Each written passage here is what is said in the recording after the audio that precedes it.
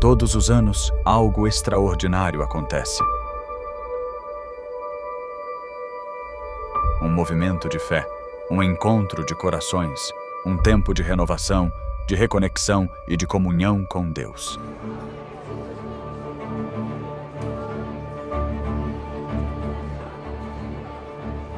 Essa é a Campal Terceiro Anjo. Mais do que um evento, é um chamado divino que une famílias, amigos e irmãos de fé de todo o país.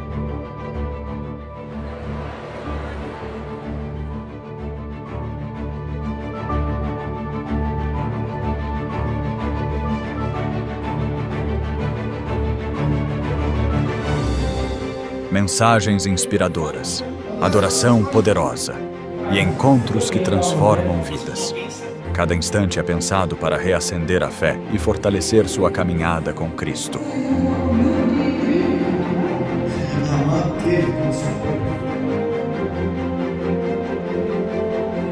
Dos mais experientes aos pequeninos, todos têm seu espaço. Programações específicas para crianças, jovens e adultos tocam corações de todas as idades.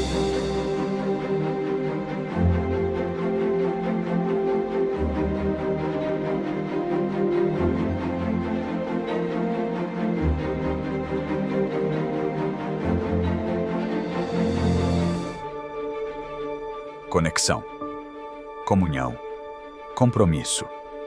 Seja sua primeira vez ou sua terceira, a Campal Terceiro Anjo te recebe de braços abertos.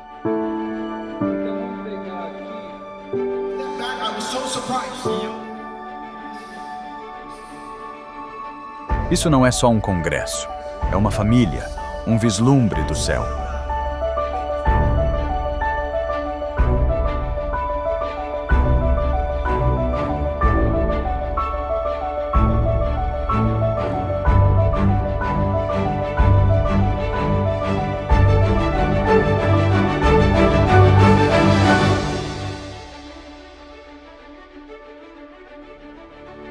A Campal Terceiro Anjo 2026 já está sendo preparada. E o convite é para você. Não perca o que Deus tem reservado.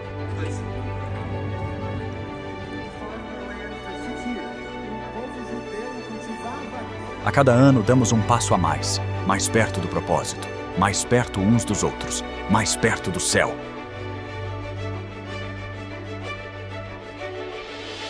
O tema deste ano é Mais Perto deste Lar. Porque cremos que a jornada está quase no fim e o lar eterno está logo ali.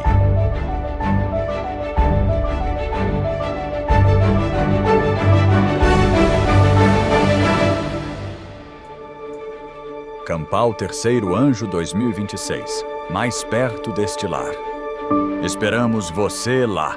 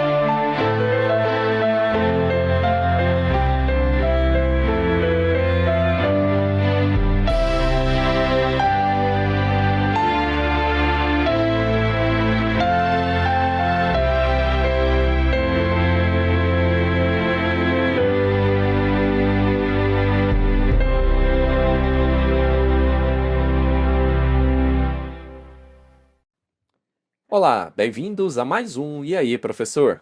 Oi, Martin, como vai você? Eu vou bem, e você? Eu estou muito feliz. Bom, hoje você foi bem rápida? Sim, eu decidi me adiantar. Pelo menos dessa vez. Mas que bom que você está bem. Nós estamos chegando perto do fim do ano? Eu espero também que estejamos próximos do fim do mundo. Sem dúvida. Na verdade, eu acho que eu quero mais o fim do mundo que o fim do ano. Com certeza. Se fosse possível coincidir, seria ótimo. Ora, com certeza. Seria realmente fantástico. Mas antes de começarmos e falarmos sobre o assunto, talvez pudéssemos reservar um momento para agradecer aos espectadores. Sim, precisamos agradecer muito, mas muito mesmo, a todos os apoiadores. Pessoas que permaneceram conosco nos bons e maus momentos. Eu espero que não tenhamos decepcionado ninguém. Vamos fazer um breve resumo dos eventos que aconteceram. Tivemos o privilégio de distribuir milhares e milhares de DVDs, assim como pendrives, em vários lugares do mundo. E também distribuímos milhares e milhares de Bíblias, acho que foram 25 mil, não é? E isso apenas recentemente. E também a mesma quantidade de grandes conflitos, não é mesmo? Sim, muito bom. Nós também fizemos palestras internacionais, palestras locais, reuniões campais. Tivemos 2 escolas esse ano também. O último curso acabou de ser concluído e nós estamos muito felizes com a chegada de dezembro. Sim, sim. Para quem não sabe, essa época é verão aqui. Por isso que tudo fecha em dezembro. Sim, Nós também estaremos fechando o escritório oficial a partir do dia 12 de dezembro. E reabriremos novamente em 12 de janeiro. sim, mas continuaremos transmitindo e fazendo tudo o que sempre fazemos. Então eu só queria agradecer muito ao nosso Senhor e Salvador. E todos vocês também contribuíram neste ano. Foi muito difícil, foi um ano bem difícil, mas vocês tornaram isso possível. Não fazem ideia de quantas coisas incríveis acontecem por causa da generosidade com que as pessoas estão dispostas a ajudar. É realmente uma coisa maravilhosa. E sempre que surge uma necessidade, Deus simplesmente supre. Não só com relação à escola, mas também ao centro de saúde, que continua funcionando. E temos realizado ações de extensão do centro de saúde na comunidade, muitas delas. E também juntamente com as igrejas em todo o país. Então, nós temos estado muito ocupados, mas também muito abençoados. Eu não tenho palavras para agradecer a todos, principalmente ao nosso Senhor e Salvador Jesus, mas também do fundo do coração a todos vocês, aos doadores, apoiadores, por suas orações e apoio financeiro. Foi realmente um ano incrível. Que Deus abençoe a todos vocês. Sim, muito obrigado. As palavras não conseguem descrever como as pessoas estão nos ajudando. E posso apenas dizer que se as pessoas quiserem saber mais sobre os DVDs, os pendrives e livros, como por exemplo da Sonica, o livro da sua esposa, que ainda está disponível, eles podem acessar o nosso site e encontrar as informações lá em nossa loja. Também temos a versão internacional, então basta entrar lá e ver o que está disponível. Então, muito obrigado e que Deus abençoe a todos. E, aliás, vamos lembrar as pessoas que, na medida do que for humanamente possível, nós também distribuímos esse material gratuitamente para que a mensagem possa ser divulgada, para que ela chegue em todos os lugares.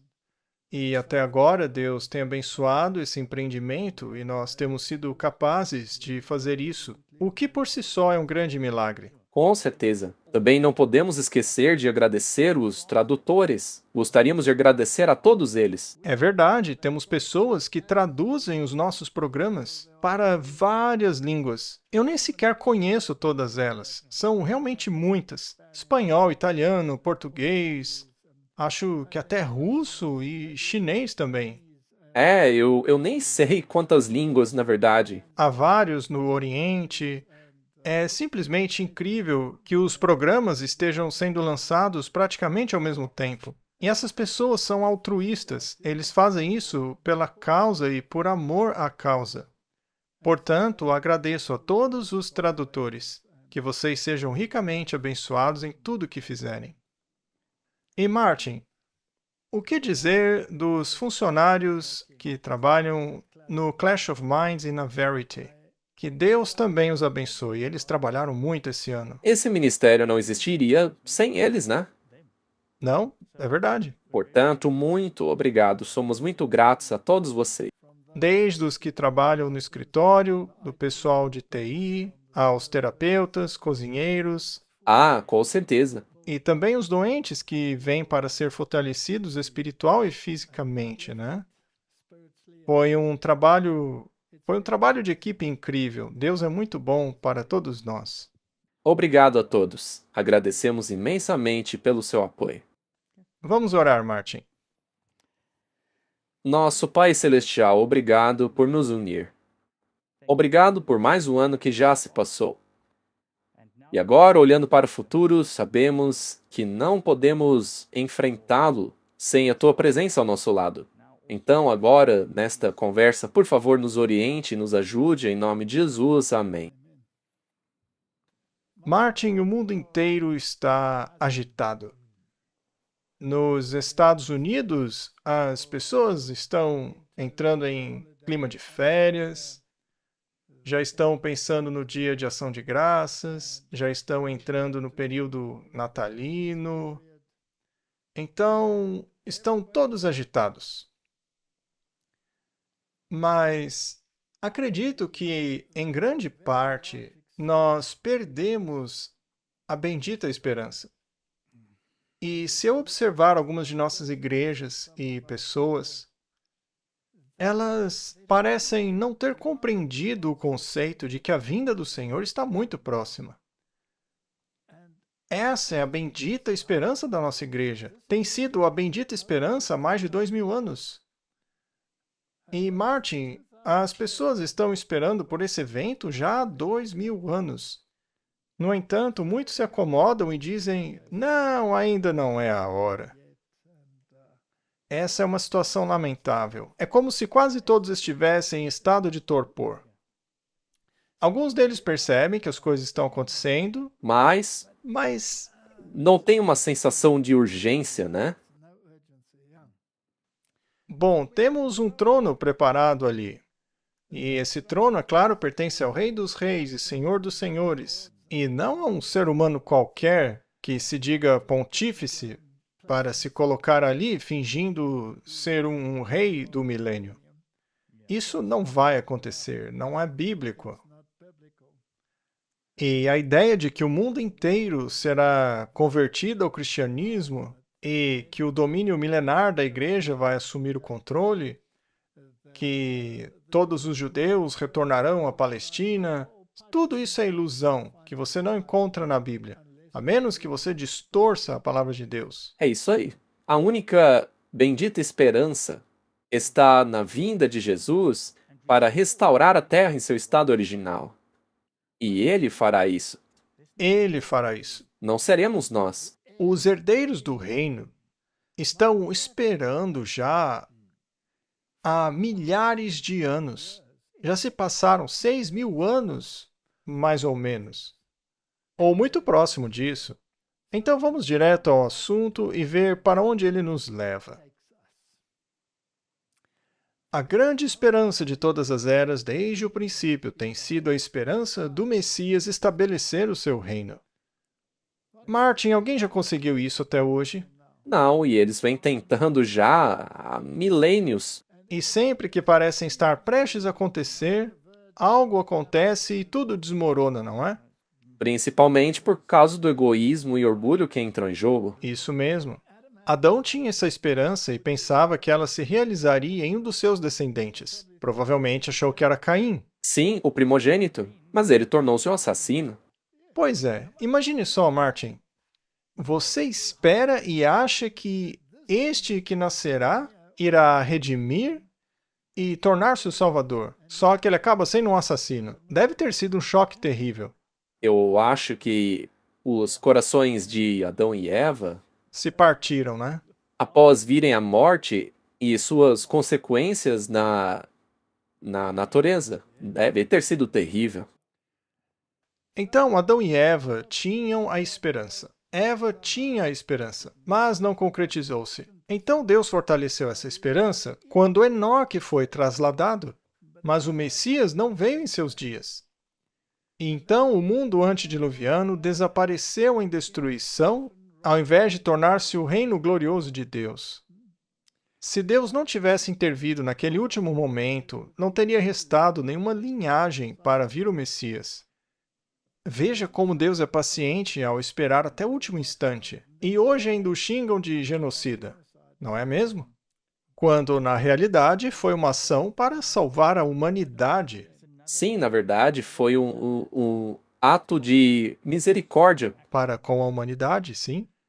Então Deus criou o homem como ser nobre, mas depois da queda, seu estado tornou-se deteriorado e ele precisava de redenção. Lemos assim em Eclesiastes 7:29. Eis que descobri isso.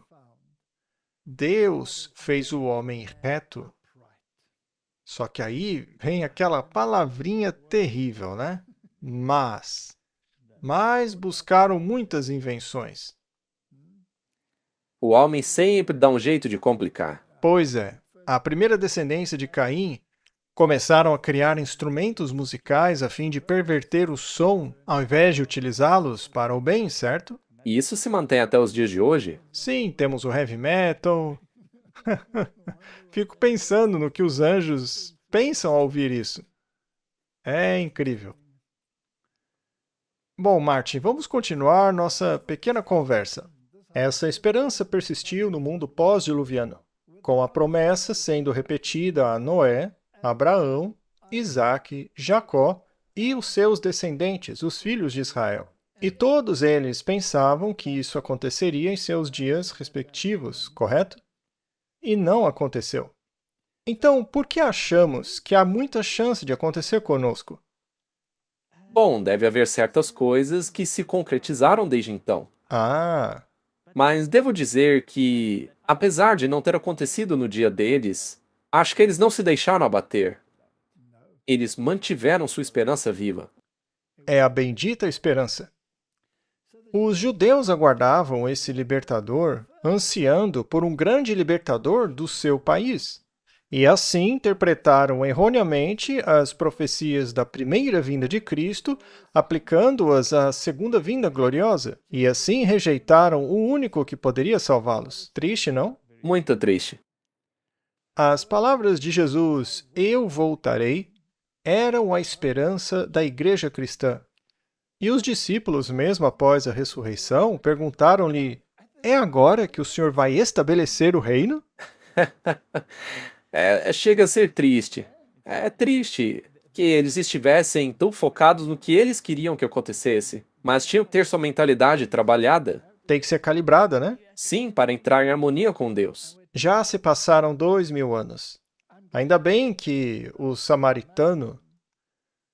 bom samaritano, deixou apenas 2 moedas na hospedaria. Para quem não sabe, uma moeda equivalia ao salário de um dia, e se considerarmos os dias cósmicos, isso equivaleria a 2000 anos. Mas eu não estou definindo o tempo, ok? Apenas estou citando as escrituras, caso alguém fique irritado e confuso com o que eu disse. E também não se pode definir um tempo, porque, segundo ele na parábola, que se fosse necessário um pouco mais de dinheiro, ele compensaria, não é?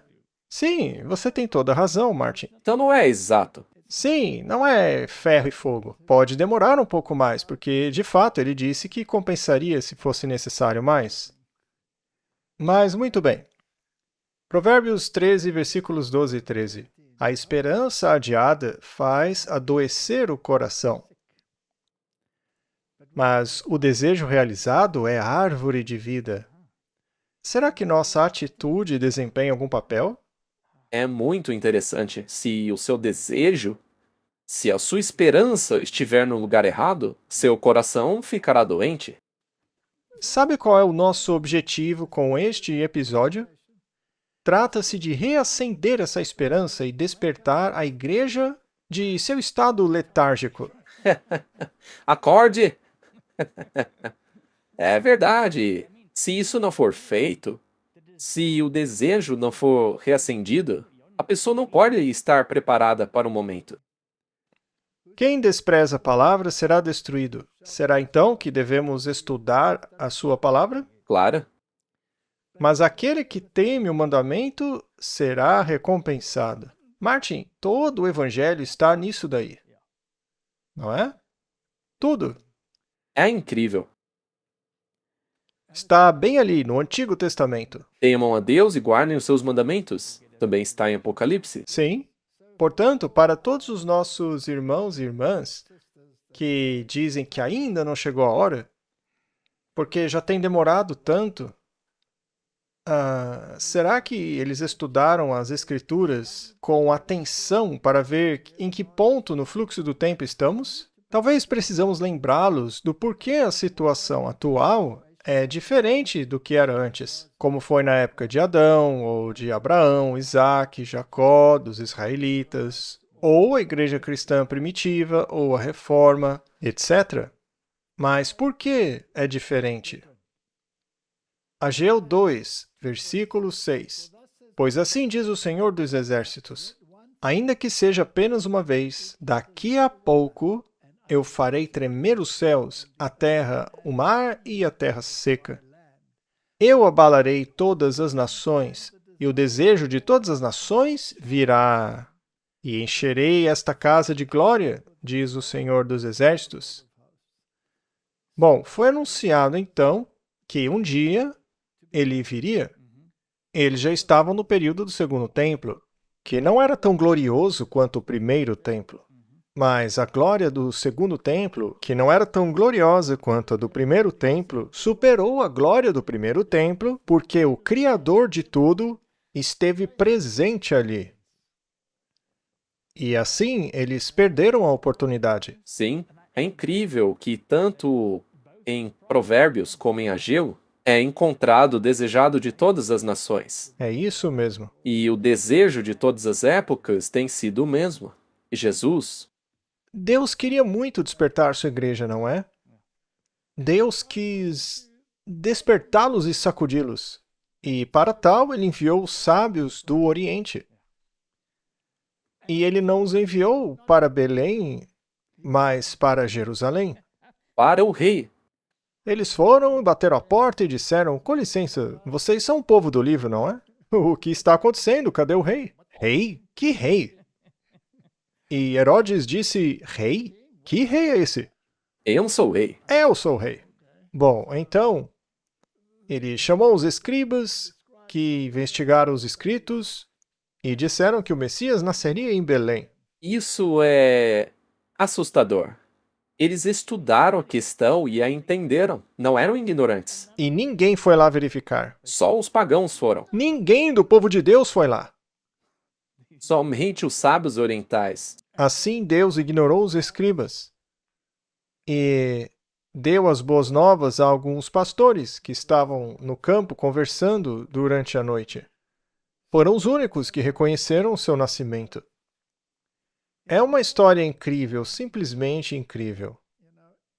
Se não fosse real, poderia ser um conto de fadas. Mas isso nos leva à passagem bíblica na qual Jesus perguntou: encontrarei fé quando voltar? Exato.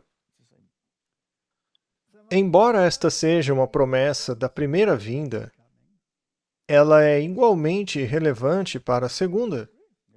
Esta promessa foi cumprida à risca. E, da mesma forma, a promessa da segunda vinda também será cumprida. Eles perderam a promessa porque tornaram-se complacentes demais com seus rituais. Nem sequer estavam procurando o Messias.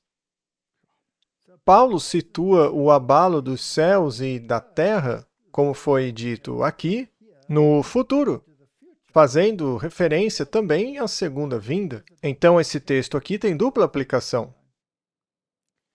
Mas onde ele faz isso? Ele o faz em Romanos 12, versículos 26 e 27. A sua voz então abalou a terra. Mas agora ele prometeu, dizendo, ainda uma vez abalarei não só a terra, mas também o céu. Ora, esta expressão, ainda uma vez, significa a remoção das coisas que são abaladas, como coisas criadas, para que permaneçam as coisas que não podem ser abaladas. Isso é uma referência à segunda vinda. Então haverá eventos de proporções épicas que abalarão até mesmo o céu, que ocorreram e também ocorrerão, para que entendamos aonde estamos no curso da história. Sim, isso tem sido visível. Isso já aconteceu com alguns desses sinais. Então, o que eles fizeram quando os discípulos começaram a pregar isso? Os espancaram. E o que fizeram com as pessoas que começaram a pregar a segunda vinda? A igreja também não os espancou? Mesma coisa. Em 1844, o período em que a primeira mensagem do hoje foi transmitida, Eles ainda querem seu reino terrestre e estão trabalhando o tempo todo para construí-lo. e o que será das pessoas que pregam que isso vai acontecer em breve? Martin, o que acontece com todos aqueles que são herdeiros do reino? Aqueles que já morreram, estão sob a terra, que foram mártires por causa de Cristo, muitos deles. E aqueles que aguardam sua segunda vinda e desejam fazer a sua vontade, para que tenham o direito de entrar na cidade. Ora, deixa eles apodrecerem aí por mais um milênio, ou 2, ou 3, enquanto a gente se diverte aqui embaixo. Não faz o menor sentido. Então, Paulo pregou com fervor a segunda vinda de Cristo.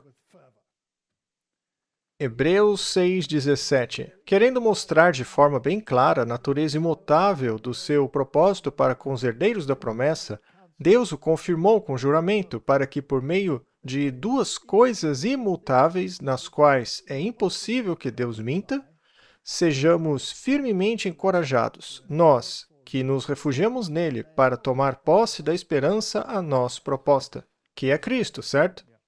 A qual esperança temos como âncora da alma, firme e segura, que penetra no interior do véu, para onde Jesus, o precursor, entrou por nós, constituído sumo sacerdote para sempre, segundo a ordem de Melquisedeque. Então já passamos essa fase da história. Sem dúvida? Já tivemos o cumprimento da esperança messiânica e dos tipos e sombras do Antigo Testamento. Tudo se cumpriu em Cristo. Pois qual é a nossa esperança, ou alegria, ou coroa de júbilo? Não sois vós também na presença de nosso Senhor Jesus Cristo, na sua vinda? Então ele estava pregando isso. Vai acontecer. Aguardando essa bendita esperança e a gloriosa aparição do grande Deus e nosso Salvador, Jesus Cristo. Uau! Que declaração! Isto significa, gramaticalmente, que Jesus Cristo é o grande Deus e o grande Salvador. Foi isso que eu quis dizer. Eu nem queria entrar nisso, mas não dá pra você simplesmente excluir esse versículo da Bíblia, né? Mas já se passaram 2000 anos, eu estou ficando cansado, eu vou tirar uma soneca. Parece com Pedro e os outros quando Jesus foi orar. Em breve, essas pessoas estarão comemorando o Ano Novo e todos tentarão ficar acordados até a meia-noite. Mas o maior evento da história está diante de nós e eles estão dormindo. Realmente é preciso soar o alerta. Exato. Espero que estejamos fazendo isso. Eu também espero que sim. Paulo se apoiava nesta esperança. Eles alertaram os outros para que não esperassem por isso antes que a grande apostasia tivesse cumprido seu papel nefasto. Então, tinha pessoas que pregavam, olha, Cristo vai voltar, vai acontecer na nossa época, pode acontecer nesta geração, então temos que nos preparar e tal.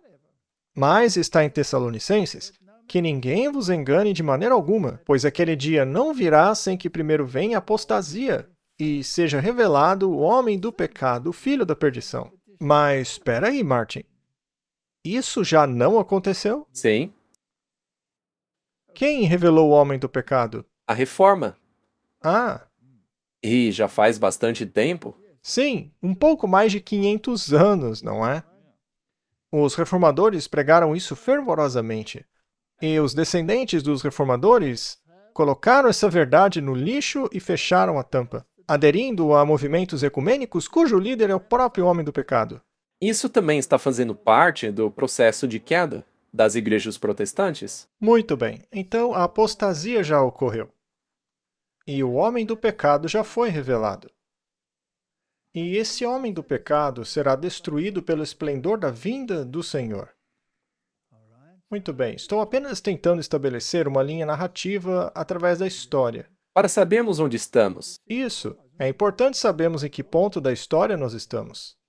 O qual se opõe e se exalta acima de tudo o que se chama Deus, ou é objeto de culto, de modo que ele, como Deus, se assenta no templo de Deus, mostrando-se como Deus. Esse templo de Deus é a igreja, e não um templo de pedra, como ensinavam os reformadores. E ele finge ser Deus. Isso são todas aquelas declarações papais afirmando que ele é Deus e tudo mais. Esses documentos antigos não podem ser negados. Não se pode negar o que eles já afirmaram no passado. Bom, então isso foi revelado. Mas eu te confesso isto, que segundo o caminho que eles chamam de heresia, desta forma eu adoro o Deus dos meus pais, crendo em tudo o que está escrito na lei e nos profetas. Eu acredito na Bíblia, Martin. Eu acredito. E você acredita? Completamente? Completamente. Cada palavra dela. O problema é que isso te qualifica como um fanático, segundo eles. Sim, um fundamentalista. Isso também. Eu aceito esse título com muita alegria. E faz apenas um ou 2 dias, não me lembro bem, mas foi bem recente, o novo Papa também disse o seguinte: ora, com todos os fanáticos e fundamentalistas. Ah, ele falou isso? Bem, eu fico feliz, porque isso é um sinal dos tempos. Para eles somos hereges. Ah, sim, Martin. Segundo eles, com certeza somos hereges porque acreditamos na Bíblia. Especialmente porque cremos em todas as coisas escritas na lei e nos profetas. Então, concordamos com Paulo, porque, de acordo com a descrição deles, nós somos hereges. Sou feliz de ser um herege neste sentido. E tende esperança em Deus, a qual eles mesmos também creem, de que haverá a ressurreição dos mortos, tanto de justos como de injustos. E nisso eu me exercito, para ter sempre uma consciência sem ofensa para com Deus e para com os homens. Então Paulo tinha essa bendita esperança de que todas essas maquinações e eventos que aconteceriam, que ocorreriam ao longo da história, culminariam, no fim das contas, na vinda de Cristo. E Pedro, será que ele tinha essa esperança? Claro, com certeza. Bendito seja o Deus e Pai de nosso Senhor Jesus Cristo, que, conforme sua misericórdia abundante, nos regenerou para uma viva esperança pela ressurreição de Jesus Cristo dentre os mortos, para uma herança incorruptível, imaculada e que não se desvanece, reservada nos céus para vós. Onde está a recompensa, Martin? Não aqui. Guardados pelo poder de Deus mediante a fé para a salvação que está prestes a ser revelada no último tempo.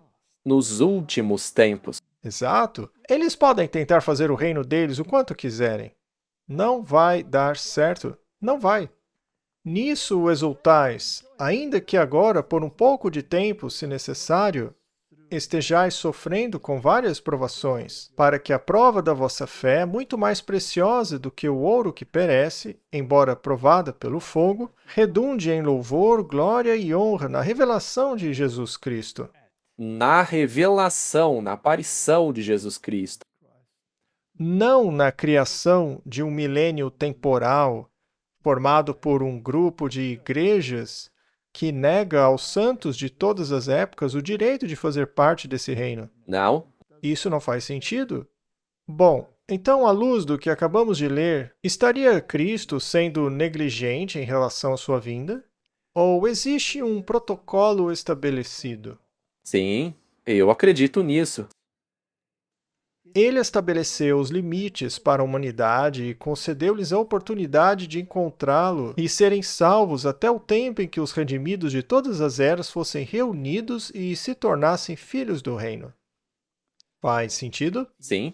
e não fazer parte de um reino terrestre aqui nessa terra, nesse pesadelo. Não importa no que você acredita, dizem eles. Deus vai esclarecer as doutrinas quando chegarmos no céu. Mas não é assim, elas serão resolvidas aqui mesmo, porque estão na Bíblia. Leiam a Bíblia, deem atenção a ela. Mas o Papa quer deixá-la de lado? Ora, um dos dois está errado. Sim, e eu não acredito que seja a Bíblia. Pois é. João 1,10. Ele estava no mundo e o mundo foi feito por intermédio dele, mas o mundo não o conheceu. Veio para o que era seu, mas os seus não o receberam. Mas a todos quantos o receberam, dessa vez pelo menos o mas é positivo, né? Mas a todos quanto o receberam, deu-lhes o poder de se tornarem filhos de Deus, aos que creem no seu nome. Esse poder é o derramamento do Espírito Santo sobre os filhos de Deus. Então, Martin, o Israel de todas as eras... eles serão herdeiros do reino, sejam israelitas literais ou israelitas espirituais, correto? Sim, e é interessante que os mesmos requisitos para se qualificar para fazer parte de Israel são os mesmos para os literais e os espirituais. Deuteronômio 32:8. Quando o Altíssimo dividiu as nações, sua herança, quando ele separou os filhos de Adão, veja, Martin, ele separou. Ele estabeleceu os limites do povo de acordo com o número dos filhos de Israel, pois a porção do Senhor é o seu povo. Jacó é o destino de sua herança. Então, eles se dividiram em dois grupos, a linhagem de Caim e a linhagem de Adão, através de Sete e Sem, e etc. Falemos um pouco sobre essa separação. O que fez a linhagem de Caim? Eles desenvolveram a religião do Oriente, que era uma religião voltada para o lado oposto do santuário, longe da expiação de Cristo, longe do altar. Eles direcionaram sua bússola para a salvação por meio de suas próprias obras. Sim, enquanto isso, os outros guardavam os mandamentos de Deus. Os requisitos sempre foram os mesmos. Sim. Então, esse é o Israel de todas as eras, os vencedores, que lutam com Deus desde o princípio. Quando esse propósito for alcançado, todo o seu povo será coberto com o manto da justiça. Eles são os herdeiros do reino. Então, desde os tempos mais remotos, seja a época de Enoque, seja Noé ou Matusalém, seja o povo pós-diluviano, a linhagem de Sem, Jafé e Cã, estejamos falando sobre a divisão que ocorreu ali, na qual eles se separaram de novo, aqueles que seguem a linhagem de Nimrod e aqueles que seguem a linhagem do povo de Deus, Abraão, Isaque e Jacó, sempre houve dois grupos. E há o manto da justiça. Seremos revestidos com o manto da justiça. Esse é o único manto que te levará ao paraíso. E não é você que o faz. Não, ele tem que ser nos dado de fora. Isaías 60, versículo 21. O teu povo também será todo justo. Herdará a terra para sempre. O renovo que plantei, obra das minhas mãos, para que eu seja glorificado. É o reino dele, do princípio ao fim. Mas isso ainda não foi visto porque eles estão mortos, estão esperando a ressurreição. 2 Pedro, o Senhor não retarda sua promessa, como alguns pensam, chamando isso de negligência, mas ele é longânimo para conosco, não querendo que nenhum se perca, mas que todos cheguem ao arrependimento. O reino está se aproximando, está crescendo. É por isso que, às vezes, somos um pouco egoístas, porque queríamos ele agora, né? Sim. Eu mesmo queria agora. Eu sei, mas a gente tem que ser paciente, Walter. Será que isso é uma fábula? Ah, Bom, muitos começam a achar que é, não é? muitos. Ai, Deus está demorando, então vou comer, beber e festejar. Afinal, tem muito tempo ainda. Bom, Pedro disse, porque não seguimos fábulas engenhosamente inventadas quando vos anunciamos o poder e a vinda do nosso Senhor Jesus Cristo, mas fomos testemunhas oculares de sua majestade. Martin, Cristo virá quando as profecias concernentes à sua vinda se cumprirem. Você concorda? 100%? Não há uma espera, uma demora. Ele está aguardando o cumprimento das profecias. As profecias da primeira vinda não se cumpriram? No dia exato. É impressionante, não é? Todos podemos constatar o cumprimento dessa profecia, não é? Quando ele saiu das águas do batismo, o tempo se cumpriu. Ora, que tempo? O da profecia de Daniel. A profecia das 70 semanas. Quando ela terminou, Martin? 27. Depois de Cristo. Agora, some 2000 anos a isso. Estou brincando, não faça essa matemática, porque vai confundir os escribas e fariseus. Não vamos irritá-los ou confundi-los com essa matemática, para mostrá-los onde estamos no curso da história. Não quando Jesus vai voltar, mas onde estamos no curso da história. Muito bem. É a mesma coisa que aconteceu quando Jesus disse: Vejam a figueira. Ele não estava definindo um tempo, mas mostrou que eles não estavam prontos. Então, fora daqui. Ele virá quando todas as profecias se cumprirem, não é mesmo? Sim. Então seria importante saber quais profecias já se cumpriram? Ora, claro. E é assim que analisamos em que ponto estamos no curso da história. Como que os reis magos sabiam que haveria um Messias? Eles estavam estudando as profecias. Profecias de Daniel. Sim, é das 70 semanas. Sim, e eles vieram da antiga religião medo-persa, que haviam honrado os escritos de Daniel. Exatamente. Muitas vezes mais do que aqueles que deveriam ter sido os depositários dos oráculos, não é? Portanto, a profecia deve ser interpretada à luz da história. Apenas uma interpretação histórica e contínua da profecia pode fazer justiça a todas as épocas, ou seja, essa bobagem de futurismo, onde todas as profecias se cumprirão apenas numa época em que a igreja nem sequer estaria presente. Ora, para que serve a Bíblia então? Como alguém pode acreditar nisso? Mas esse é o pensamento atual, o dispensacionalismo. Talvez porque seja uma visão confortável, né? Porque você fica esperando, adiando, porque certas coisas ainda não aconteceram. Mas eles estão olhando para o lugar errado, estão analisando os eventos errados. Se sua bússola aponta para o lugar errado, você vai parar no lugar errado. Sim. Portanto, todas as eras tiveram que estudar as Escrituras para saber em que ponto da história se encontravam. Se a humanidade tivesse estudado diligentemente as profecias nesse contexto, não teriam cansado-se de esperar e sofrido o naufrágio de sua fé. Acredito que muitas pessoas de nossa comunidade estão fazendo o mesmo. Portanto, as profecias de Daniel e Apocalipse precisam ser compreendidas, porque nos dão as grandes linhas da história. Além dos eventos que ocorrerão antes do grande e terrível dia do Senhor, precisamos saber o que está acontecendo, Martin.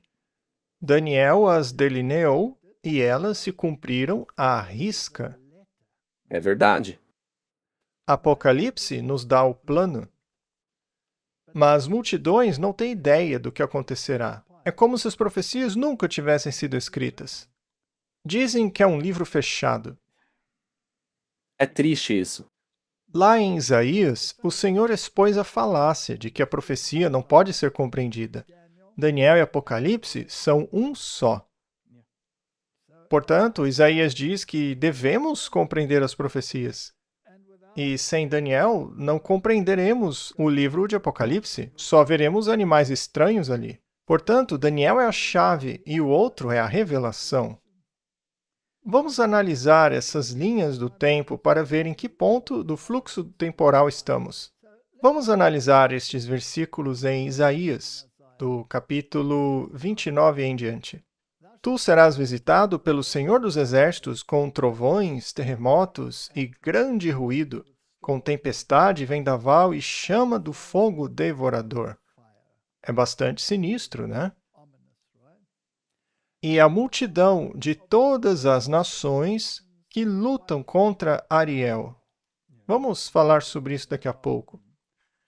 Mesmo toda aquela luta contra ela e suas munições, e os que a afligem serão como um sonho ou como uma visão noturna. Será como quando um homem faminto sonha que come, mas acorda, e sua alma está vazia. Ou como quando um homem sedento sonha que está bebendo, mas acorda e está desfalecido, e sua alma tem fome. Assim será a multidão de todas as nações que pelejam contra o Monte Sião. Então, aqueles que lutam contra Jerusalém, seja no sentido literal, como no sentido espiritual, estes irão morrer de fome por algo que desconhecem. Isso aconteceu literalmente. E agora está acontecendo espiritualmente. Parem e maravilhem-se, gritem e clamem. Eles estão embriagados, mas não de vinho. Cambaleiam, mas não de bebida forte. Cambaleiam com falsas doutrinas. Pois o Senhor derramou sobre vocês o espírito de profundo sono. Já estamos aí. Esse sono é contagioso, né? É uma pandemia de sono. E fechou os seus olhos, cobriu os profetas, os governantes e os videntes. E a visão de tudo isso vos tornou como as palavras de um livro selado. É impossível compreender o Apocalipse. Ninguém deve abrir aquele livro. Ora, mas é uma revelação. É uma revelação que os homens entregam a um sábio dizendo: lê isto, peço-te, e ele responde: não posso, é um livro selado. Martin, é exatamente isso que acontece hoje. Eu sei que eu tô rindo, mas Mas é uma tragédia. E infelizmente isso é verdade. Eu sei porque você tá rindo. É porque é exatamente o que acontece hoje. Isso se cumpriu. é isso mesmo. E o que podemos fazer para acordá-los? Nada. Uma bomba atômica não acordaria essas pessoas. Vamos analisar um pouco mais a fundo. Versículo 12. E o livro lhe é entregue, embora não seja apreendido. Ou seja, o sujeito erudito diz: eu não consigo entender esse livro. A gente diz: leia assim, mas ele responde: eu não posso, não faz sentido para mim. Ora, mas é justamente ele que deveria estar me ensinando o livro. Portanto, o Senhor diz: esse povo se aproxima de mim com sua boca, e com seus lábios me honram, mas afastaram de mim o seu coração. Mas o seu temor para comigo consiste apenas em ensinamentos de homens. Eles não estudam as Escrituras. E ainda que você não entenda o livro, Deus pode te ajudar com isso. O que eles querem é inventar a sua própria religião. E Martin, se o livro é tão difícil assim de entender, será que colocar um monte de bateria e barulheira facilitaria ainda mais a compreensão dele? Claro que sim. Ou então ficar repetindo as coisas como um mantra. Portanto, eis que procederei a fazer uma obra maravilhosa entre esse povo. Sim, uma obra maravilhosa e um prodígio. Porque a sabedoria dos seus sábios perecerá. Veja só. E o entendimento dos seus prudentes será ocultado. É um aviso muito sério. Mas quem é essa Ariel? Ariel é um nome simbólico para Jerusalém, que significa leão de Deus. O versículo descreve as multidões de nações que lutarão contra Jerusalém. E o nome Ariel enfatiza a importância da cidade, tanto como lugar do poder divino, como um alvo para o juízo de Deus. Ariel significa leão de Deus em hebraico, fazendo referência à força da cidade e à sua proteção divina. Veja, estamos analisando isso em sentido espiritual. Porque a Jerusalém literal foi destruída no ano 70 depois de Cristo. Sim, foi reconstruída, estão tentando reconstruir o templo hoje, o que por si só é uma grande blasfêmia, porque o templo já não tem nenhum valor, uma vez que o Cordeiro de Deus que tira o pecado do mundo já foi sacrificado e está como sumo sacerdote em um templo muito melhor, sendo esse terrestre apenas um símbolo do templo verdadeiro lá no céu. Então, Martin, todos aqueles que lutam contra a verdade estarão dentro desta categoria de pessoas que não sabem o que está acontecendo. Vamos dar uma breve olhada no que aconteceu então, né? Daniel nos apresentou o fluxo do tempo e nos disse quais reinos se sucederiam. Tínhamos a cabeça de ouro, que é a Babilônia, que por sua vez, em Daniel capítulo 7, foi representado como leão com asas de águia. E esse reino passou. Aí veio a Medo-Pérsia. E veja, isso não é invenção nossa, a própria Bíblia diz quais reinos seriam. Sim, a gente não precisa ficar imaginando. Que em capítulo 7 é representado pelo urso, não é? E esse reino também já passou. Depois tinha os quadris de bronze, que no capítulo 7 é representado pelo leopardo de 4 cabeças. Também já passou, foi a Grécia. Depois veio Roma, a terrível grande besta, que finalmente seria dividida em 10 componentes, que são os estados europeus, né? Os 10 chifres. E o ferro de Roma, a Roma pagã, desapareceu. Tinha 2 pernas, o Império do Ocidente e do Oriente, que acabou dividindo-se nas 10 tribos da Europa, que são os 10 chifres, em Daniel 7. E eles estão no comando. Bom, pelo menos tentando, né? Bom, essa história é retomada no livro de Apocalipse. E chegamos a vários pontos interessantes. Então, as bestas do Apocalipse são fascinantes, porque uma besta é um reino. É assim que funciona. Então, em Apocalipse, capítulo 11, temos a besta que surge do abismo. E nos é dito que essa besta do abismo atacaria o povo de Deus no fim dos tempos. Bem no fim dos tempos. Então recebemos alguns detalhes sobre como todas essas criaturas surgiram, sobre sua existência, o que fizeram, o que farão e contra quem farão. No capítulo 12 de Apocalipse, temos um dragão vermelho com 7 cabeças e coroas em suas cabeças. O mesmo capítulo nos diz que esse dragão atacaria até mesmo o príncipe da aliança. Jesus? E o mataria. E então declararia guerra contra o povo de Deus de outra forma. E, finalmente, de outra forma ainda, faria guerra contra aqueles que guardam os mandamentos de Deus e têm o testemunho de Jesus. Isso está em Apocalipse 12, falando sobre a época da Roma pagã, que atacou a igreja primitiva, perseguindo-na. Essa é a época da igreja de Esmirna, a igreja da perseguição, que foi perseguida por Roma pagã. E então ele vai para a Roma papal. Portanto, em Apocalipse capítulo 13, temos essa besta conglomerada que consiste em todas as características apresentadas aqui em Daniel capítulo 7. Todos esses elementos são incorporados em um só. Há um pouco de Babilônia, um pouco de Medo-Pérsia, um pouco de Grécia. Na verdade, há muita Grécia, pela influência que ela exerceu.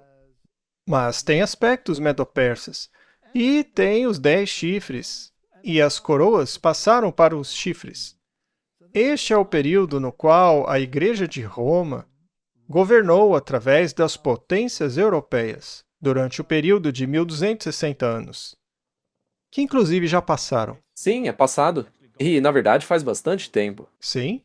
E então, Martin, há outra besta que surge no capítulo 13 de Apocalipse, que tinha 2 chifres e princípios semelhantes ao de cordeiro, mas que falava como um dragão, assim como a besta terrível. E sabemos que isto representa a ascensão dos Estados Unidos da América, que começou com princípios cristãos, semelhantes a uns de cordeiro, aos princípios protestantes, e também do republicanismo. Esses 2 chifres, o protestantismo e o republicanismo, acabariam imitando a besta terrível de Apocalipse 13, que é a mesma coisa que o chifre pequeno em Daniel capítulo 7, o pequeno chifre que mudaria os tempos e as leis e perseguiria o povo de Deus, faria guerra contra aqueles que guardam os mandamentos. Bom, no capítulo 17 de Apocalipse, temos uma besta escarlate, de 7 cabeças, só que sem coroas. Eu pedi para a inteligência artificial criar uma imagem e foi isso que ela me apresentou. Foram necessárias algumas tentativas para conseguir uma fera como esta. E sobre ela está a mulher vestida de vermelho e roxo. São cores sempre relacionadas à realeza, certo? E ela adota o sistema sacrificial, o sangue. Ela tem na mão uma taça cheia da imundície resultante da sua fornicação, suas falsas doutrinas, o falso vinho, que distribui a todos livremente. E também não há coroas nesta besta. Portanto, esta besta representa o período entre 1798, quando ela perdeu suas coroas, e os dias atuais. Já estamos bem avançados na profecia, com relação a tudo que já foi cumprido. Muito bem. Tudo isso que estava em Daniel se cumpriu. Tudo isso descrito no capítulo 7 de Daniel já se cumpriu. Os detalhes sobre quem são os envolvidos e quando eles governaram, tudo isso já se cumpriu. Agora, a filosofia da besta do abismo foi herdada dessa mulher, Martin. Sim, de suas doutrinas. E ela está montada nesta fera que, no momento, não tem rei. E é neste ponto que nos encontramos no decorrer da história. E, Martin, ela está governando, diz a Bíblia, no tempo em que vivemos agora. Mas ela está sorrateiramente fora do radar. Não há coroa ali. Mas ela está no comando. Ela está ordenando.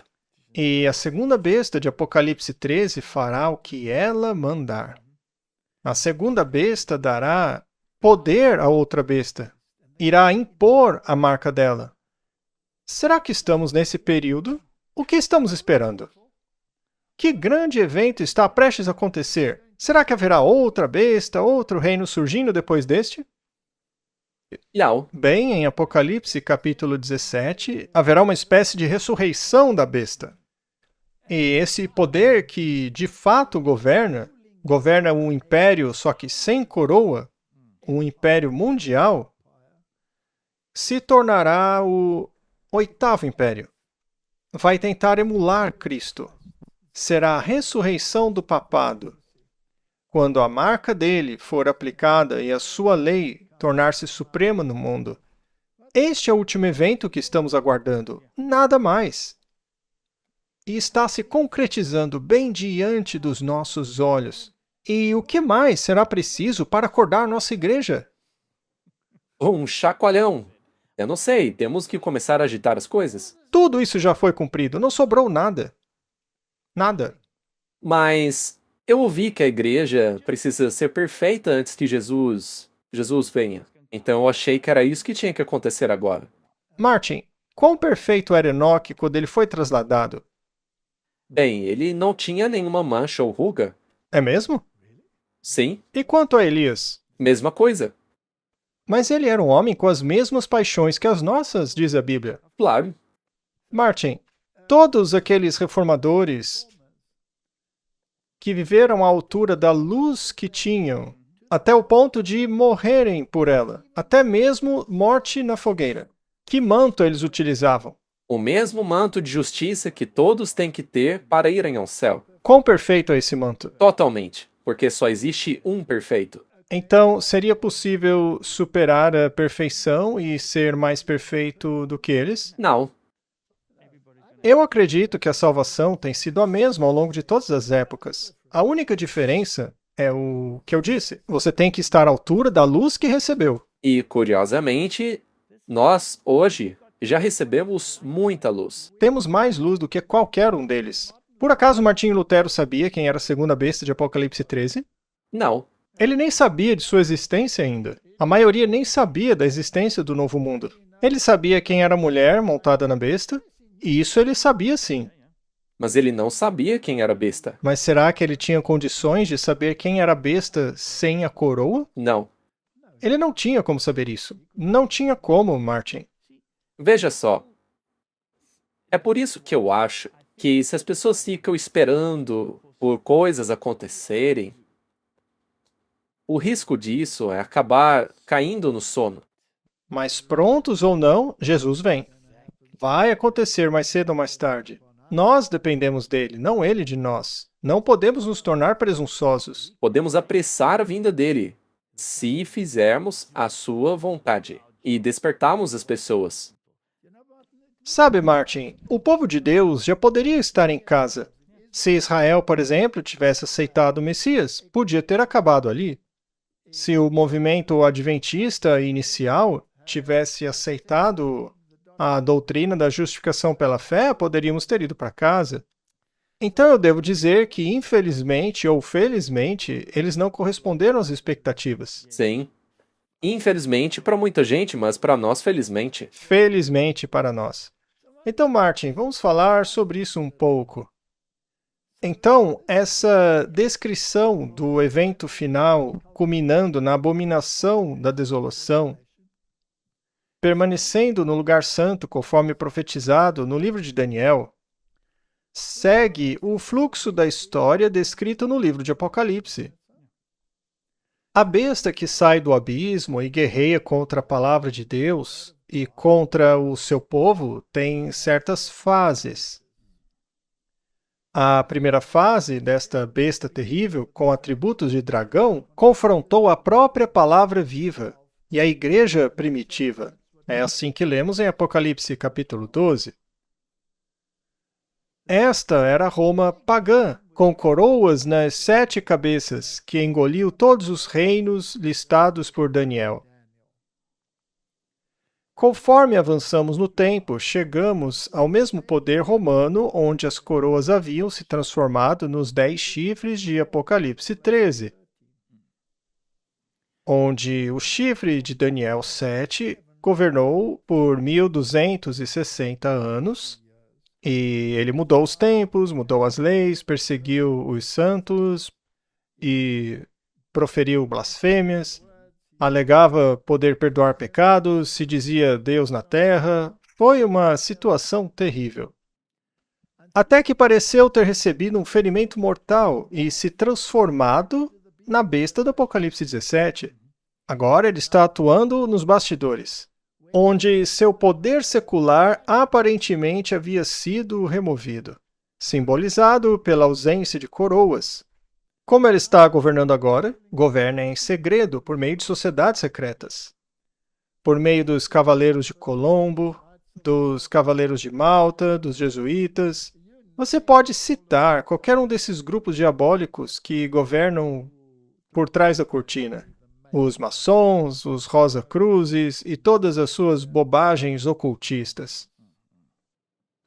Então ele se transformou na besta de Apocalipse 17, onde seu poder secular aparentemente havia sido removido, simbolizado pela ausência de coroas. Ainda assim, ela controlava a besta, porque a igreja cavalga a besta enquanto segura o cálice com suas abominações e embriaga o mundo com seu conteúdo. Mas como ela controla a besta? Essa é uma pergunta válida.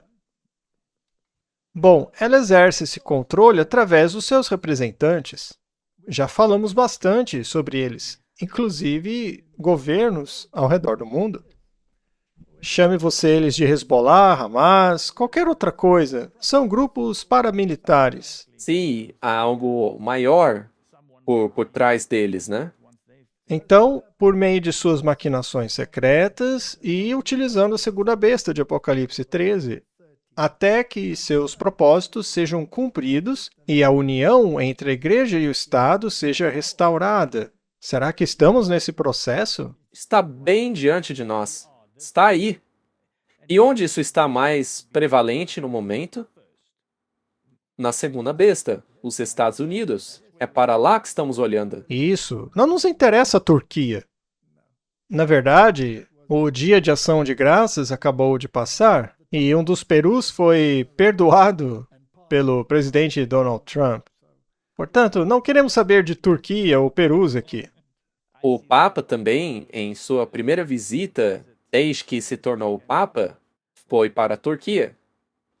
Ele também comeu peru no Dia de Ação de Graças? Eu não tenho ideia.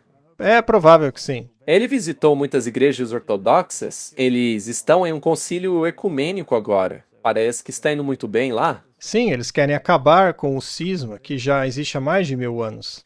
Muito bem.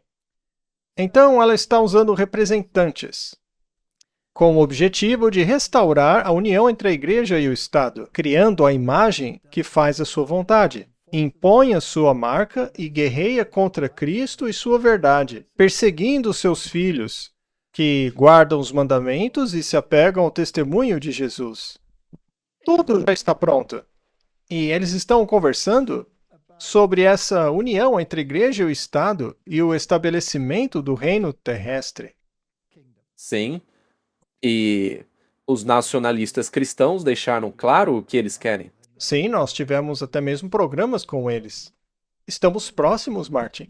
Será que há alguma coisa mais que possamos ter deixado passar no livro de Apocalipse que ainda precisa acontecer para que as coisas continuem por mais 1 milênio ou 2? Somente uma interpretação errônea. Se você está lendo e colocando coisas ali, isso então não está se integrando ao restante. Muito bem.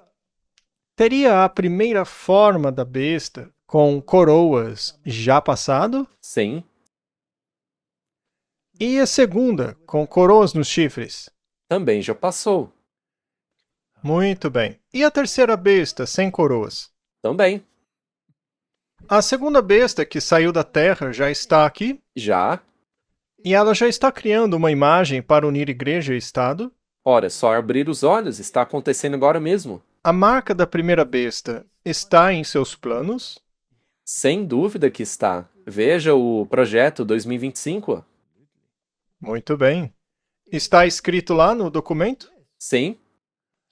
Temos nós marchado através do fluxo do tempo rumo ao iminente cumprimento das profecias do livro do Apocalipse? Sim. Ou seja, não resta mais nada. Então por que os filhos se cansaram de esperar e caíram em um torpor enquanto deveriam estar bem despertas? Quando chegar a hora do cumprimento da profecia, ela se cumprirá.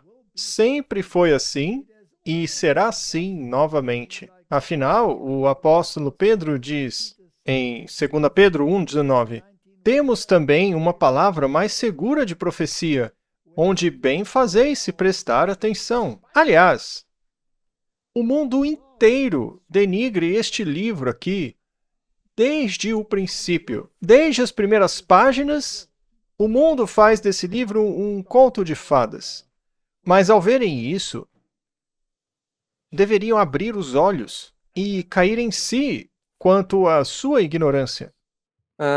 É que há tantas vozes por aí que nem verificam a palavra por si mesmos. Apenas ouvem o que as pessoas dizem. Isso daí não tem importância nenhuma. Bem, todas essas coisas que já ocorreram não confirmam a profecia? Sim. Muito bem. Então, faríamos bem em prestar atenção como a uma luz que brilha num lugar escuro, até que o dia clareie e a estrela da alva surja em vossos corações. E é Jesus quem faz isso. Ele precisa reacender a chama em nós. Muito bem. Vamos refletir um pouco sobre isso. O próprio Jesus nos contou e informou aos seus profetas para nos dizerem o que aconteceria, certo? Haveria uma apostasia, e aconteceu. A Idade das Trevas, a Roma Papal, né? Haveria uma reforma onde a igreja perseguida no deserto sairia do cativeiro babilônico. Já aconteceu. Martinho Lutero disse isso. Haveria uma guerra contra a palavra de Deus, conforme registrado em Apocalipse, capítulo 11. E tudo isso aconteceu. Tivemos a evolução, o marxismo, que quiseram literalmente matar Deus, e estabeleceram essa liberdade que temos no mundo hoje. Até mesmo a palavra em si. Foi atacada, né? Sim, até mesmo as escrituras foram infiltradas com outros manuscritos. Assim, a palavra seria exaltada acima dos céus e da terra, e todos teriam acesso a ela. Surgiram as sociedades bíblicas, né? Divulgando a mensagem. E doutrinas de demônios e falsas manifestações de espíritos malignos tentariam destruí-la. Isso acontece em todo o mundo hoje. O Evangelho eterno seria pregado e restaurado novamente nas primeiras mensagens dos anjos, resultando na queda da Babilônia, porque eles não aceitariam. Não, eles querem um milênio temporal nessa terra. Querem que os judeus voltem para a Palestina e que o mundo inteiro se converta. Mas a Bíblia diz que não, que haverá ovelhas, mas também bodes. Portanto, eles vivem em um mundo de ilusões. Muito bem. E culminaremos na perseguição final. Será que todos esses eventos já aconteceram? Sim, estamos caminhando para a perseguição final. Sim, estamos bem aí. Se é assim, por que ficamos paralisados em vez de energizados? Espero que esse programa ajude um pouco. Martin, por favor, não caia no sono, hein? A profecia nos diz que a vinda do Senhor virá como um ladrão na noite para os filhos da incredulidade. Olha, isso é o mais importante. Eles distorcem esse texto completamente, colocando aí a doutrina do arrebatamento secreto. Então, Martin, as igrejas que não anseiam pela vinda de Cristo, mas por um evento que ocorra aqui na Terra, não vão acabar sendo surpreendidas com o ladrão à noite? Tessalonicenses 5 nos diz: pois vocês mesmos sabem perfeitamente que naquele dia o Senhor virá como um ladrão à noite? Pois quando disserem paz e segurança, ou quando a Ucrânia finalmente tiver paz, ou Jerusalém tiver paz, Aí tudo vai ficar bem, né? quando a Venezuela alinhar-se, enfim. Aí haverá repentina destruição, assim como as dores do parto sobre uma mulher grávida, e não escaparão. Mas vós, irmãos, não estáis em trevas, para que aquele dia vos surpreenda como um ladrão. Então, Martin, não era para estarmos vivendo a experiência do ladrão noturno. Porque vocês são filhos da luz, filhos do dia, não somos da noite nem das trevas. E essa luz, naturalmente, vem da Bíblia. Porque podemos ler o que está escrito lá em Apocalipse, nós não acreditamos que é um livro fechado, como os escribas e fariseus lá de Isaías que diziam: eu não sei o que isso significa. Portanto, não durmamos como os demais, mas vigiemos e sejamos sóbrios. Porque os que dormem, dormem de noite, estão na escuridão, porque não seguem a luz. E os que se embriagam, embriagam-se de noite. Mas nós, que somos do dia, sejamos sóbrios, revestindo-nos da couraça da fé e do amor e tendo por capacete a esperança da salvação. Martin, não precisamos ficar no escuro. De novo, é uma questão de egoísmo e orgulho. Isso acontece na maior parte das vezes. Deus não demora em nos dar a luz. Quantas pessoas estão de verdade pregando fervorosamente que o Senhor está às portas? São poucas. São poucas? Deveriam ser milhões. Não se deixe desanimar pelas pessoas que dizem: você está espalhando medo. Não perca seu tempo ouvindo essas pessoas. Continue pregando.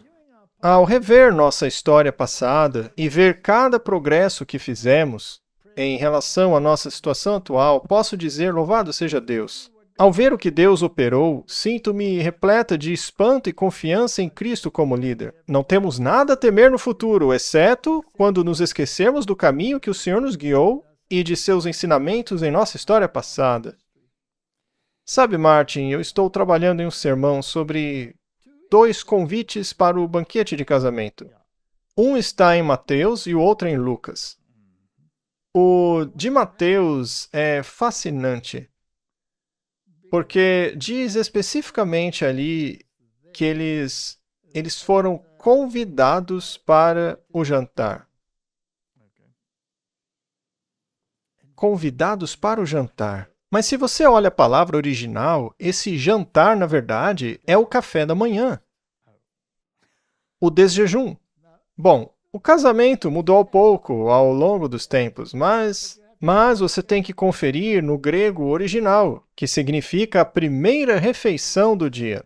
Havia um convite para ir ao casamento que era no café da manhã. Este convite feito aos judeus era para que aceitassem o Messias, que era o noivo que estava no meio do povo. Certo? E então há um segundo exemplo em Lucas. Trata-se de um convite para a ceia. É uma palavra grega diferente. É a última refeição do dia. Portanto, aquele convite não era para os judeus. Este veio depois. Isso ocorreu após 1844, ou durante o período em que os mileritas pregavam que Cristo estava voltando e que tudo está pronto, mas as igrejas o rejeitaram e zombaram das pessoas que haviam estudado as profecias de Daniel. Este foi o clamor da meia-noite que anunciou a chegada do noivo. Sim. Este foi um convite de casamento para o jantar. Bom, o convite para o jantar já foi feito. Ele foi propagado. Os sinais que o precederam, como o dia escuro de 1780, pouco antes do fim dos 1260 dias, e depois a grande queda das estrelas, que ocorreu em 1833, pouco antes do período de 1844, que foi uma preparação, os sinais do céu. Até isso já se cumpriu. O que estamos esperando? Acho que também tivemos um pequeno paralelo nos últimos 5 anos. De eis que o noivo vem. Preparem-se, preparem-se, preparem-se. Correto. Muito bem. Mas voltamos a dormir, logo em seguida. E agora estamos roncando ainda mais alto do que há 5 anos atrás. Sim. Martin, se analisarmos essas histórias e as igrejas, elas rejeitaram esse chamado de que Cristo estava voltando. Quiseram manter-se fiéis à sua crença de que eles estabeleceriam o reino de Deus. Esqueça todos os outros herdeiros do reino, eles nem estão aqui. Mas nenhum lugar da Bíblia diz isso. Abinier, em sua História da Reforma, diz assim: Deus, que prepara sua obra ao longo dos séculos, a realiza pelos instrumentos mais fracos, quando chega a sua hora. Efetuar grandes resultados pelos menores meios, essa é a lei de Deus. Essa lei que prevalece em toda a natureza também se encontra na história. Assim, os grandes homens do mundo foram deixados de lado. E os herdeiros acabaram sendo os pastores, pessoas pelo caminho. Mas os que foram convidados tinham outras coisas para fazer. Compraram um terreno, ou se casaram, ou tinham feito uma coisa ali, outra aqui. O que o Senhor prometeu aos israelitas se cumpriu em detalhes. 1 Reis 8,56 diz: Bendito seja o Senhor que deu descanso ao seu povo Israel, conforme tudo o que prometeu.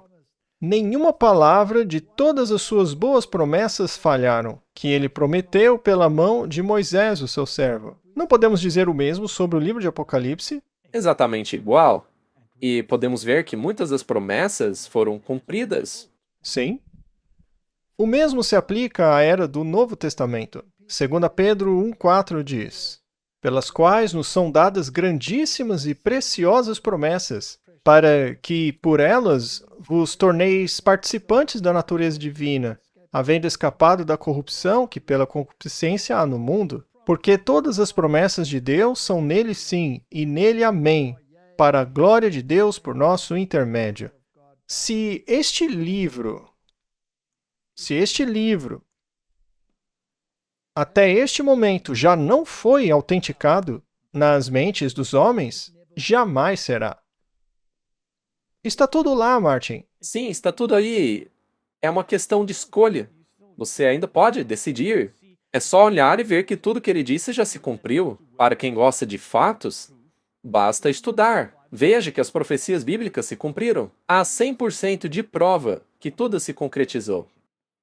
Os reformadores estavam preparados para morrerem por aquilo que criam? Ora, não deveríamos estar preparados para fazer o mesmo? Então, vale a pena morrer pela verdade, Martin. Vamos relembrar a história da verdade descoberta no martírio daqueles que a defenderam. De Wycliffe a Hus, de Lutero aos grandes reformadores, até os anabatistas, como Hans Huth, Menno Simons, Oswald Gleit, os sabatistas, os batistas, os congregacionalistas, metodistas, batistas do sétimo dia, mileritas, conexão cristã, adventistas do sétimo dia, vieram todas deles?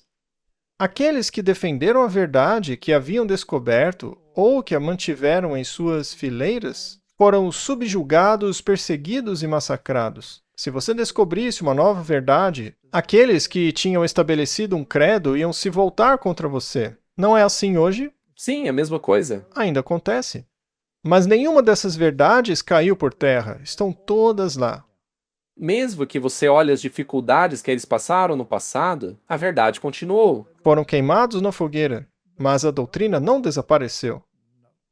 Todas essas verdades foram reunidas no estojo de joias de Deus para ressurgirem repetidamente até serem entrelaçadas na trama da verdade que forma a última parte da mensagem de misericórdia para a humanidade. Todas as verdades que essas pessoas descobriram estão vivas hoje.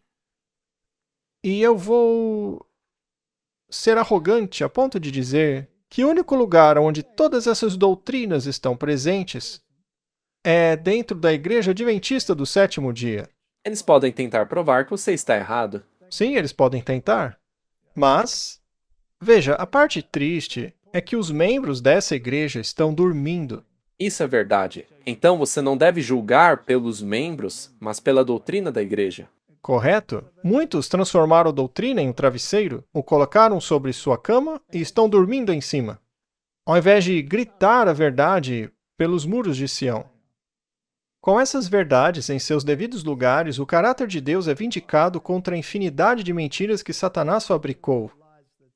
As doutrinas vingativas do inferno eterno, que, aliás, transformam Deus em um monstro, não é? É incrível que isso venha das próprias igrejas. A imortalidade da alma, que Deus dissipou logo nas primeiras palavras. No dia em que você comer disso, certamente morrerá. Isso não significa viver para sempre. A doutrina do purgatório, das obras e mortificações, todas essas coisas, da predestinação arbitrária calvinista, tudo isso, Martin, transforma Deus em um monstro. E muitas outras são expostas pelo que são, ataques blasfemos ao caráter de Deus. Martin, essa é a questão, o caráter de Deus. Que Deus você está esperando? Milhões se tornaram ateus ou infiéis por causa de doutrinas como essas. E as igrejas têm um histórico terrível a enfrentar no julgamento. Não é como se tivessem sido deixadas sem aviso, mas elas se apegaram obstinadamente a credos perversos e perseguiram aqueles que tentavam informá-las. E o mesmo acontece hoje. Ainda fazem o mesmo hoje. Como já mencionamos, o menor dos dois males, né? É ruim se você acabar perseguido, mas isso é melhor do que prejudicar o bem comum, disseram eles.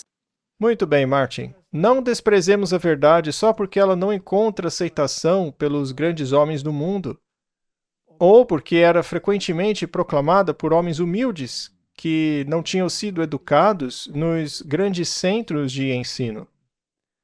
Zacarias diz: "Pois quem desprezou o dia das pequenas coisas?" É uma bela maneira de dizer isso. Porque eles se alegrarão e verão o prumo da mão de Zorobabel com aqueles 7. Estes são os olhos do Senhor que percorrem toda a terra. Então eu respondi e lhe perguntei: quem são estas duas oliveiras à direita e à esquerda do candelabro? E eu lhe respondi novamente: Que são estes 2 ramos de oliveira que, através dos 2 tubos de ouro, derramam azeite dourado? E ele me respondeu e disse: não sabes o que são estes? Eu disse: não, meu senhor. Estes são os 2 ungidos que estão diante do Senhor de toda a terra. Então, temos a Bíblia, temos os 2 ungidos, o Antigo e o Novo Testamento, o Evangelho em tipo e o Evangelho em verdade. E todas as profecias se cumpriram, exceto a cereja do bolo, que eles estão colocando meticulosamente em seu bolo. Agora mesmo. Sim, neste momento, enquanto falamos. Enquanto Lutero defendia sua posição sobre as Escrituras, o orgulhoso Eck retrucou: surpreende-me a humildade e a modéstia com que o reverendo doutor se propõe a opor-se, sozinho, a tantos padres ilustres. E pretende saber mais do que os soberanos pontífices, os concílios, os doutores e as universidades? Isso soa muito familiar. É incrível como a história se repete, né? E como você mencionou, esse Papa acabou de dizer que qualquer pessoa que acredite nesse livro é uma desgraça para a sociedade. Seria, sem dúvida, surpreendente se Deus tivesse ocultado a verdade de tantos santos e mártires até a chegada do reverendo padre. Aqui está Martinho Lutero. E quem são esses santos, esses seres iluminados? São pessoas como Tomás de Aquino, que disse que roubar é aceitável se houver necessidade. Exatamente. E isso está em toda parte hoje. Essa mentalidade está ficando muito popular. Ai, Martin, a história é fascinante.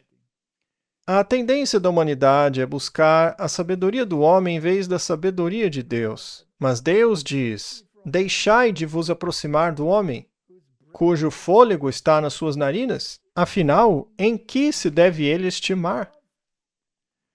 Então, Martin, as igrejas mundanas abandonaram a bendita esperança. Elas querem construir um império terrestre. E acabaram de fazer um belo acordo abrâmico, não é?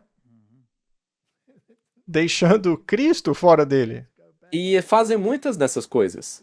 Ter todos esses encontros maravilhosos e reuniões religiosas, coisas do gênero. Eles até podem mencionar o nome de Jesus, mas é só isso. Jesus é só um nome. Eles estão se preparando para estabelecer um reino na terra, no qual governarão por 1000 anos, enquanto viram as costas para Cristo e seu reino.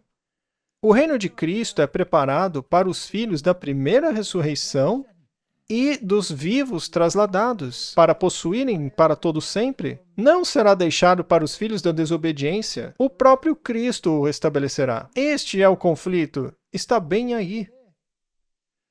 Nos dias desses reis de Daniel, o Deus do céu suscitará um reino que jamais será destruído, e esse reino não será deixado a outro povo. Ele esmagará e consumirá todos esses reinos e durará para sempre. Martin, a segunda besta de Apocalipse, está dizendo: eu vou fazer esse reino. Sim, e o resto do mundo está dizendo aleluia. Sim, a Europa está aplaudindo. E o chifre pequeno está dizendo para esquecermos as doutrinas e rechaçarmos os fundamentalistas. Sim, dizem que temos que nos amar como os irmãos, mas para isso acabam se esquecendo do amor a Deus. Oséias diz: semeastes a impiedade, colhestes a iniquidade. Comestes o fruto da mentira, porque confiaste no vosso caminho, na multidão dos vossos valentes. Então, eles vão seguir o mesmo caminho. Como diz aquele ditado, Efraim está preso aos ídolos. Deixe-o ir. Deixe-o ir. A expressão bem acordado é usada 630 vezes no espírito de profecia. Sabia disso? Eu não sabia. Agora é a hora de estarmos bem acordados e não dormindo, como se não tivéssemos esperança ou desconhecêssemos o tempo em que vivemos. Sejamos sóbrios e vigilantes. O vosso adversário, o diabo, é um leão que ruge e está andando por aí procurando a quem devorar. Isso também é cumprimento da profecia, a nossa sonolência. Claro, Todas as virgens estavam dormindo. todas elas. Martin, isso é muito preocupante, porque significa que nós também estamos dormindo. Uhum. Se lembra de um programa que fizemos cujo nome era Surpresa Avassaladora? Sim, E nele você disse que todos os discípulos fugiram. Você até mencionou que, se tudo isso realmente acontecer, pode ocorrer mesmo conosco. Então temos que nos preparar. temos que nos preparar. Os reinos deste mundo ainda não vieram a ser de nosso Senhor e seu Cristo. Isso foi retirado de conselhos à paz, professores e estudantes. Então, o reino de Deus ainda não foi estabelecido. Nenhum ser humano estabeleceu esse reino aqui. É Ele quem o fará. Não se enganem, vigiem e hajam depressa, pois a noite vem, na qual ninguém pode trabalhar. Não incentivem estudantes que vão até vocês, carregados com a obra de salvar seu semelhante, a fazerem curso após curso de estudo. Todos esses longos cursos. Martin, é por isso que introduzimos cursos breves de evangelização. Não prolongue por muitos anos o tempo necessário para se obter uma educação. Ao fazer assim, vocês dão a impressão de que há tempo suficiente. E esse mesmo plano se revela uma armadilha para suas almas. Certo. Então, se alguém disser assim, tá, mas ela escreveu isso há mais de 100 anos atrás, então por que eles não podiam estudar? Acho que a resposta veio ali. Esse plano em si se revela uma armadilha para suas almas. Então, esse longo período de estudos era por causa deles mesmos, porque estudar por muito tempo pode apagar a chama. E, Martin, se você acompanhar os acontecimentos conforme se desenrolam no livro do Apocalipse, também teria uma compreensão melhor de onde nos encontramos no curso da história. E isso pode mantê-lo bem desperto. Portanto, o reino nunca será devolvido aos poderes terrenos ou mesmo à igreja cristã. Não, será tudo varrido. O reino dos homens vai virar pó, vai desaparecer. E a igreja cristã também não vai governar nessa fase de ecumenismo que nos encontramos agora. Foi dada a Cristo como seu direito, pois ele é o Rei dos Reis e Senhor dos Senhores. A palavra do Senhor, por meio de Ezequiel, dirigindo-se ao último rei de Judá, foi a seguinte: E tu, príncipe profano e ímpio de Israel. Ele está falando do Zedequias, certo? Um rei que foi mau. Cujo dia chegou, quando a iniquidade terá fim. Assim diz o Senhor Deus: tira o diadema e remove a coroa. Tire a coroa. Isso não será mais o mesmo. Exalta o humilde e humilha o soberbo. Eu o derrubarei, derrubarei, derrubarei. E ele não existirá mais até que venha aquele a quem pertence o direito. E eu o darei a ele. Por que Ezequiel usou a palavra derrubar 3 vezes? Essa é uma boa pergunta.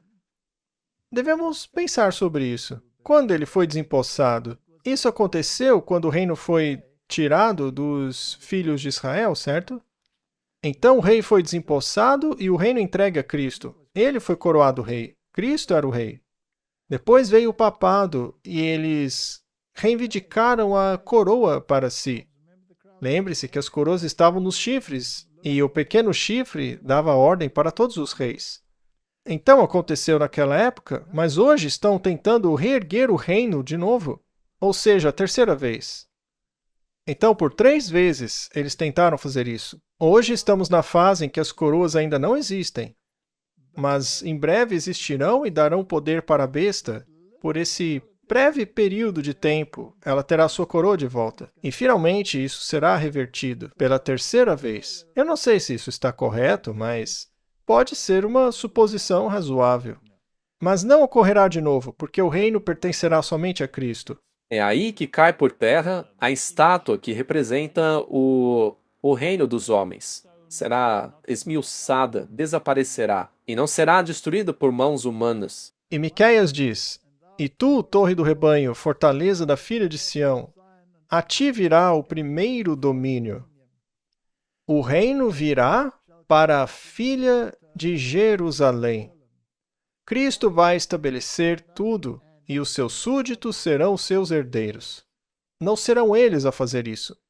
E o Salmo 89 diz: E farei o meu primogênito mais elevado do que os reis da terra. A minha misericórdia o conservará para sempre, e a minha aliança permanecerá firme com ele. A sua descendência permanecerá para sempre, e o seu trono como os dias do céu. Martin, os herdeiros do reino serão aqueles que serão ressuscitados em sua vinda, junto com os trasladados. Aquele que testifica essas coisas diz: certamente vem depressa. Amém. Vem, Senhor Jesus. Martin, vem, Senhor Jesus. Tudo foi cumprido. Amém? Então, esse trono, será que será algum pontificado terrestre a ocupá-lo? Não.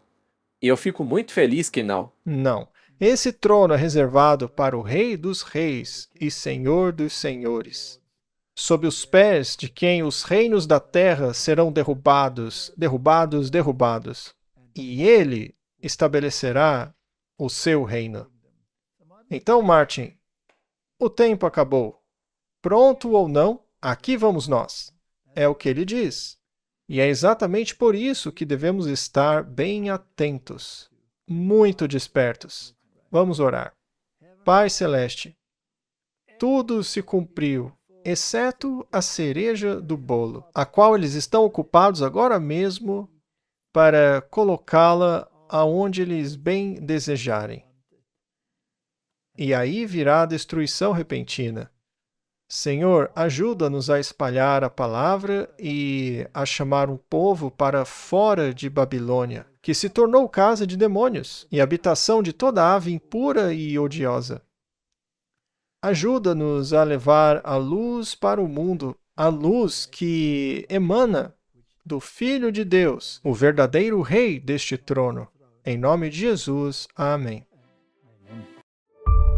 Todos os anos, algo extraordinário acontece. Um movimento de fé, um encontro de corações, um tempo de renovação, de reconexão e de comunhão com Deus.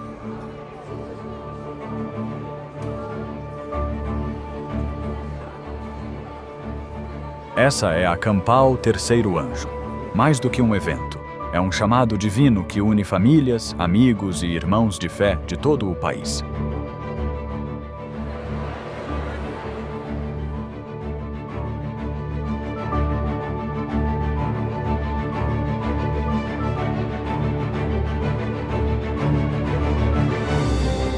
Mensagens inspiradoras, adoração poderosa e encontros que transformam vidas.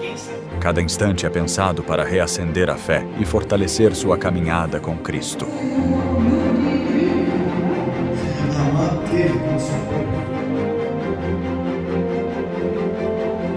Dos mais experientes aos pequeninos, todos têm seu espaço.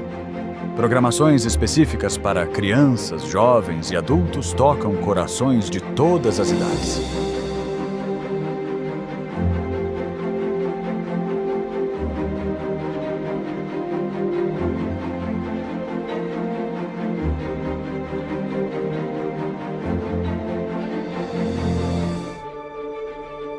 Conexão, comunhão, compromisso.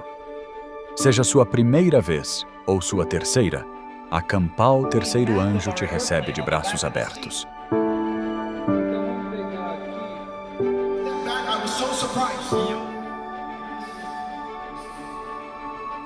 Isso não é só um congresso, é uma família, um vislumbre do céu.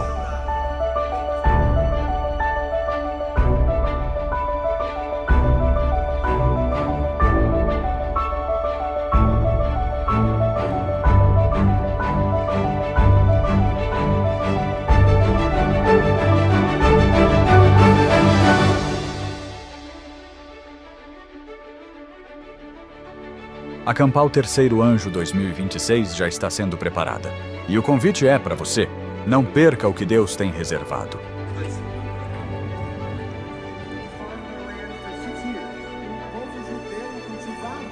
A cada ano damos um passo a mais perto do propósito, mais perto uns dos outros, mais perto do céu.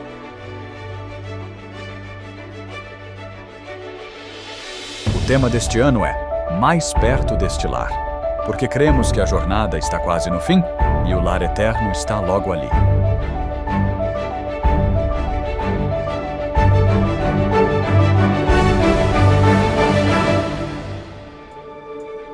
Campal Terceiro Anjo 2026. Mais perto deste lar. Esperamos você lá.